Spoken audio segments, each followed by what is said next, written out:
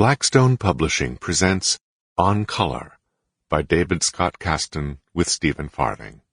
This book is read by Robertson Dean. For Pete Turner, 1934 to 2017. Other photographers shot the world in color. Pete shot great pictures of color itself.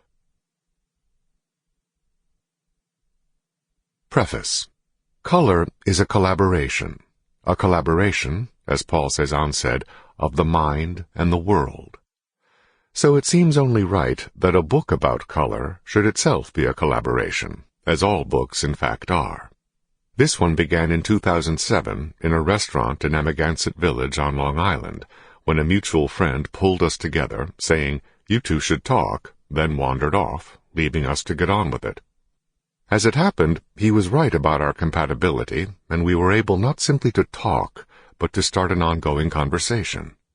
During that first meeting, we quickly covered the usual introductory topics, then, without too much effort, found a large chunk of common ground, which has been the basis of our subsequent meetings, many emails, and a friendship. It turned out that the writer had an interest in painting, and the painter an interest in writing. When we parted company that first evening, neither of us imagined that this conversation would last over 10 years and stretch over nearly that many countries. It took us from the painter's studio to the writer's study, from Orhan Pamuk's novel My Name is Red to Derek Jarman's movie Blue, from a colorman's shop in London to the paint-splattered floor of the Pollock-Krasner house in Springs, New York, from Joseph Alber's Interaction of Color to George Stubbs' Zebra.